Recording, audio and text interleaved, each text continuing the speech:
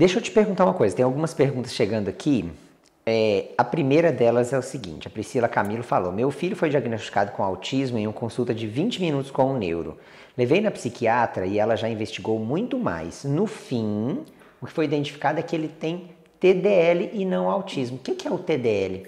Então, o TDL é o transtorno do desenvolvimento da linguagem, né?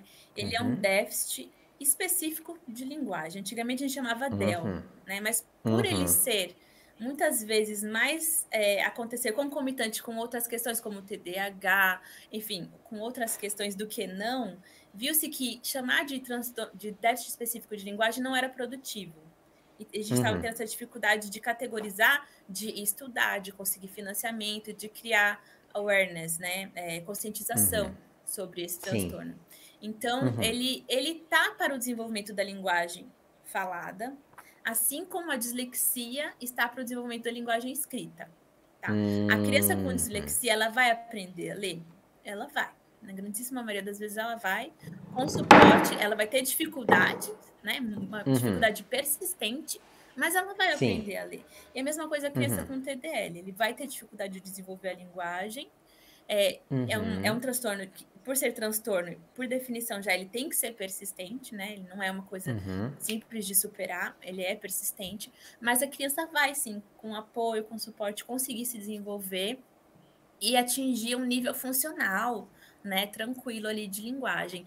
Ela ainda vai continuar, em grande parte dos casos, com dificuldade de entender, por exemplo, sentenças que são muito longas, ou quando você faz inversões no tempo verbal e deixa tudo mais complexo. Então, eu faria isso se eu fosse aquilo. Aí a criança vai ficando confuso, sabe? E também quando questão de memória verbal, com testes de memória verbal também, eles não performam tão bem. Então, se você faz testes específicos ali, você percebe alguma dificuldade, você vê que a criança não performa normal, mas a criança não, né? No caso já é o adulto, né? Ele se performa bem na sociedade, se mistura, estuda, casa, trabalha, né? Ele é funcional. Então, eu conheço pilotos de avião, eu conheço engenheiros, eu conheço. Então, essas pessoas às vezes não vão ser grandes, sei lá, oradores, jornalistas ou escritores, mas elas desenvolvem outros talentos e desenvolvem um nível bem funcional e bem razoável de linguagem no futuro. Sim. Agora, é uma categoria, quando a gente para pensar, relativamente ampla, né? Porque, e essa é uma coisa muito, assim, que a gente vai daquele simplismo que muitas vezes você falou, que a gente tem, de achar que falar é uma coisa absurdamente simples. Mas, primeiro que a fala não acontece, não é ali no ouvido que a gente ouve. A gente está fazendo uma série de transformações de energia física para energia elétrica, para energia química, para interpretação de sequências de ativação de receptores lá dentro da cóclea, para poder aí sim conseguir fazer sentido baseado no que a gente tem de memória, de outros sons, comparando com outras. Então, assim, com outras faixas sonoras que às vezes são da mesma palavra, mas por ter entonação diferente, sotaque diferente, timbre diferente, você já nem parece que é a mesma palavra, inclusive, e o cérebro ainda assim reconhece como a mesma coisa. Então, sendo uma coisa tão complexa, tem tantos motivos para você ter um atraso específico, uma dificuldade específica de linguagem. Nesse diagnóstico, ela é necessariamente uma dificuldade específica de processamento ou de interpretação dos símbolos ou de tem alguma coisa específica ou ela é realmente muito ampla? Ela é considerada um transtorno do neurodesenvolvimento mesmo. Então, é uma questão de formação de circuitaria no embrião, tá? Tá. É assim que a gente enxerga hoje.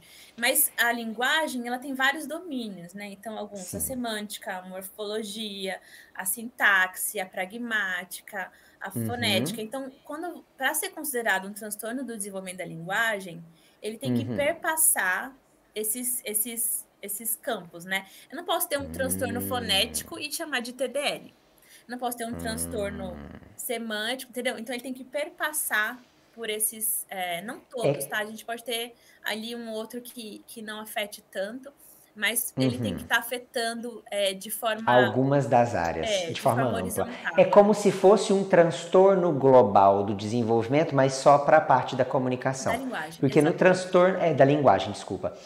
No transtorno global de desenvolvimento, você precisa ter pelo menos 3 áreas do desenvolvimento. Por exemplo, você tem a comunicação... Eu falo muito comunicação porque é um termo de psicologia, desculpa. Não, mas pode falar, não tem problema. Comunicação, imitação e jogo, por exemplo. Aí já pode ser caracterizado como um transtorno global de desenvolvimento. Ah, mas ele não tem atraso cognitivo. Eu não estou falando que ele é deficiente intelectual, estou falando que ele tem um transtorno global de desenvolvimento, tem mais do que 3 áreas afetadas. Então, para ser TDL, eu tenho que ter mais do que uma dessas áreas, dessas 5 áreas que você apontou, tendo interferências. Sim. Geralmente, são por testes objetivos que a gente faz essa avaliação ou é uma avaliação clínica por observação numa entrevista? Existem testes de nomeação, são muito utilizados, testes de memória verbal, tem aqueles testes de, como é que chama? Aqueles de palavras inventadas, sabe? Isso é muito doido, eu já vi. Prova de memória também, de palavra inventada, eles costumam falhar. Eu só faço a parte de avaliação clínica, mas eu também, como eu só trabalho até 3 anos com os pequenininhos, quando eu vejo que a criança tem sinais de autismo ou de TDL, eu já direciono para os colegas que são especialistas, ou de apraxia, né? Eu sou, assim, a porta de entrada. Vamos arrumar a casa, vamos entender o que está acontecendo. Entendi, é um transtorno, eu já direciono para a pessoa certa. Ou então, não, é uma questão aqui de estimulação, então vamos fazer.